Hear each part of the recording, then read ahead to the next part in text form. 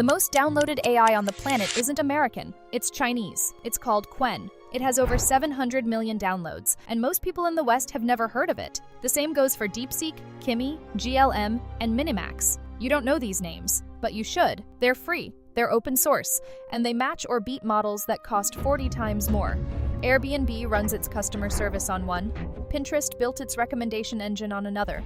80% of Silicon Valley startups working with open source AI are building on Chinese models. Right now, I already know what some of you are thinking. Chinese AI, isn't that dangerous? Won't they steal my data? Aren't these models censored by Beijing? Fair questions. Ask DeepSeek about Tiananmen Square and it will politely change the subject. You're right, but ChatGPT trains on your conversations by default. Gemini merges your prompts with your Gmail, your YouTube, and your entire Google history. Claude quietly changed its privacy policy and updated users to 5 years of data retention. The idea that Chinese AI is the threat and Western AI is the safe choice is complete bullshit. The people who actually understand this space, the engineers, the investors, the people running real companies, they've already switched quietly without announcing it, because they know something you don't. The best AI tools on Earth right now are Chinese. Money is pouring into the Chinese AI sector like it was for crypto 5 years ago, except these companies have actual revenue. That's what this video is about. Not the geopolitics, not the US-China rivalry, it's about return on investment. If you're interested in what most Western media is missing, this channel is built for that. I've been underground in Asia for 26 years, and I share what I see from the inside. Subscribe. Andreessen Andreessen Horowitz is the most powerful venture capital firm in Silicon Valley. They backed Facebook before anyone believed in it. They backed Airbnb, GitHub, Coinbase. When they publish data about where the tech industry is going, people listen. The latest numbers say that 80% of American startups building on open source AI are doing it on Chinese models. The US spent hundreds of billions of dollars to stay ahead in AI, and its homegrown startups are quietly building their products on technology made in China. Nobody is talking about it because you don't see the switch happen. It's buried in infrastructure decisions and pricing strategies that never make the news. When Airbnb moved its customer service AI to Alibaba's Qwen, there was no press release. The CEO said it in a Bloomberg interview with 3 words: good, fast, cheap. When Pinterest rebuilt its recommendation engine on Chinese open-source models, the CEO said they're 30% more accurate and 90% cheaper than the American alternatives.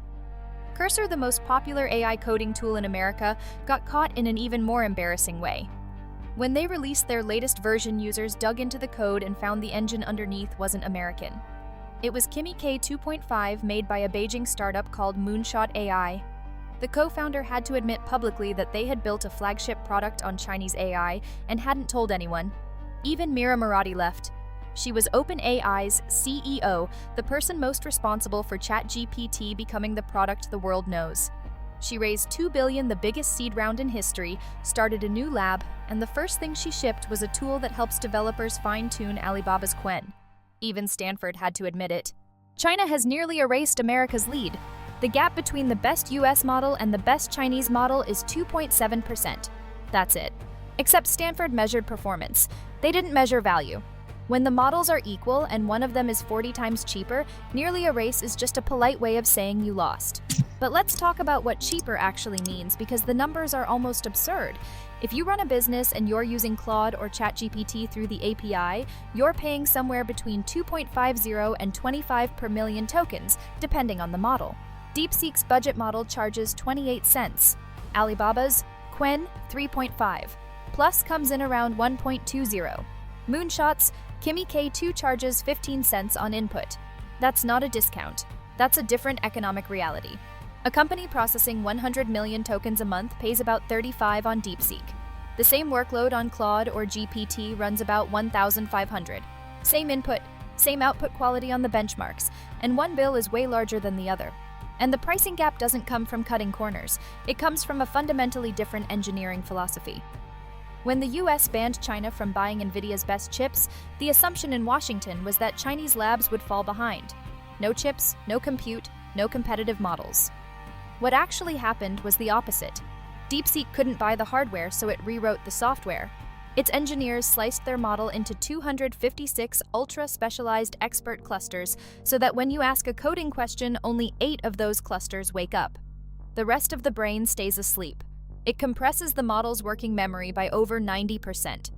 DeepSeek built a world-class model for reportedly 6 million. And this month, the next version V4 is expected to drop with multimodal 1 million token context. And according to multiple reports trained entirely on Huawei chips. So far, I've been talking about who's using Chinese AI. Now let's follow the money, because what's happening on the capital side is just as wild. My company operates in Hong Kong. I've been here for 2 decades, and in the last few months, the energy around AI companies in the city has been unlike anything I've seen since the pre-2020 tech boom. Bankers, investors, lawyers, everyone is working on the same type of deal, Chinese AI IPOs. Zhipu AI is a Beijing company that builds open-source AI models. Almost nobody in the West has heard of it. Inside China, it's one of the so-called AI tigers, the generation of startups competing head-to-head with OpenAI. On January 8th, Zhipu AI went public. The public offering was oversubscribed 1,160 times. For every single share available, over 1,000 investors were fighting to get in. Within 43 days, the stock had climbed 524%. The very next day, another shy startup called MiniMax listed on the same exchange. Same story, different numbers. Investors borrowed 148 billion Hong Kong dollars in margin financing just to access the retail tranche. The stock doubled on day one. Within 6 weeks, most of these companies were worth over 40 billion Hong Kong dollars each. MiniMax even surpassed Baidu in market cap. For a moment, a startup nobody has heard of overtook the Chinese equivalent of Google. You're not hearing about this on CNBC. Your financial advisor isn't calling you about it. If you're a retail investor, chances are someone sold you a world ETF and told you that was diversified enough. Meanwhile, the hottest high-yield market on earth right now isn't the Nasdaq. It's the Hong Kong Stock Exchange. I said this first, and that's why we help entrepreneurs set up and operate in Hong Kong. In Singapore, people used to ask us about Hong Kong for tax efficiency. Now they're asking about Hong Kong because that's where the AI ecosystem lives. Different motivation, same destination. The city raised 14 billion in equity sales in the first quarter of 2026, the best Q1 in 5 years ahead of every other exchange on the planet, and it's almost entirely driven by Chinese AI. The pipeline behind it is stacked. Moonshot AI, the company behind Kimi, is now preparing a Hong Kong IPO at 18 billion. Unitree Robotics, China's leading humanoid robot maker, filed for a 610 million IPO in Shanghai. By the way, Unitree actually turns a profit 87 million last year. Behind them, over 400 companies are already in the Hong Kong listing pipeline, and nobody is telling you about these names. Alibaba just opened a data center running entirely on its own domestically designed chips. ByteDance plans to spend 23 billion on AI infrastructure this year. Alibaba committed 53 billion over 3 years. Those numbers are still smaller than what Alphabet and Meta are burning in the US, but that's the whole point of this story. China keeps getting comparable results for less money. Right now, in cities across China, local governments are handing out subsidies to a new kind of business they call one-person companies. Cash incentives to get individuals building AI-powered businesses on their own using open-source models that cost almost nothing to run. They're not experimenting with AI adoption. They're industrializing it. You can see the results in strange places. China's short drama industry now produces roughly 470 new shows every single day. That number sounds made up. But it's not. AI tools slashed the production cost of a short drama from around 150,000 to about 15,000 and cut the production timeline from a month to under 5 days. That's what happens when the tools are open cheap and an entire population of 1.4 billion people is comfortable using them. So what does any of this mean for you? Wherever you are, if you're a student or a developer, the tools that were locked behind corporate budgets 6 months ago are now free to download. You can run a model on your laptop that performs at the same level as what billion-dollar companies use. The playing field just got flattened in a way that hasn't happened since the early internet. If you work in a company that uses AI, ask your team what models you're running and how much you're paying. You might be surprised by the answer. And you might be even more surprised by the alternatives. If you want a business edge, this is more direct Qwen DeepSeek Kimi. These aren't research experiments. Fortune 500 companies run real workloads on them. You can host them on your own servers. Your data never leaves your infrastructure, and you can fine-tune them for your exact use case at a fraction of what you're paying today. When you use ChatGPT or Claude through an API, you're renting someone else's brain, and they can change the price whenever they want. When you download Qwen, you own it. Maybe not the best update, but still. And if you're none of the above and you just came here because the thumbnails looked interesting, here's what matters: the technology that's going to shape the next decade isn't coming from one country anymore. It's coming from two. And the one most people are ignoring is moving faster. Every time a technology shifts from expensive and closed to cheap and open, a new generation of businesses gets built in the gap. Not the people who invented the technology, but the people who figured out how to apply it, package it, distribute it, and integrate it into industries the investors never thought about.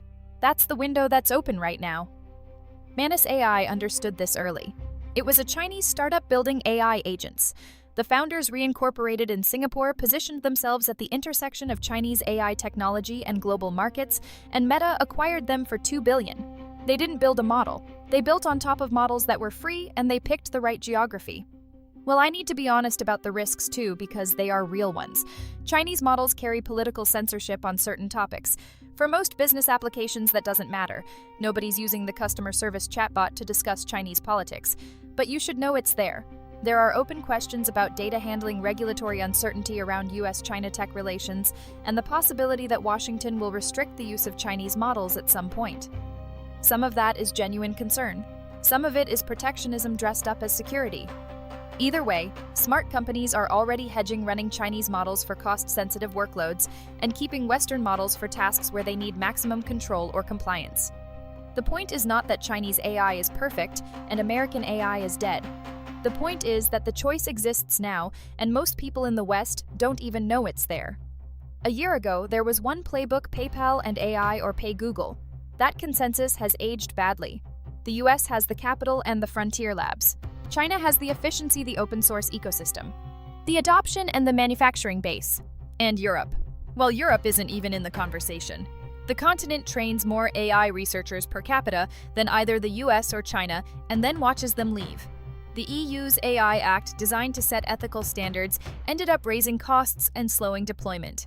Even Mistral's CEO, the man running Europe's best shot at a competitive AI company, wrote publicly that European developers operate under a fragmented legal environment, while US and Chinese companies develop under permissive or non-existent copyright rules. At the moment, sadly, the continent produces brilliant researchers, but near zero global AI products. I've been in Asia for 26 years. I've watched cycles like this before. When something shifts at this speed, the window between early mover and too late is shorter than people think. This channel exists to give you that kind of edge: what's actually happening in Asia, where the money moves, what the Western press isn't covering. If that's useful to you, subscribe. If you've already started using Chinese AI tools in your work, I'm genuinely curious what your experience has been. Drop it in the comments. And if this is the first time you're hearing about any of this, well, now you know. The question is what you do with it. See you in the next video.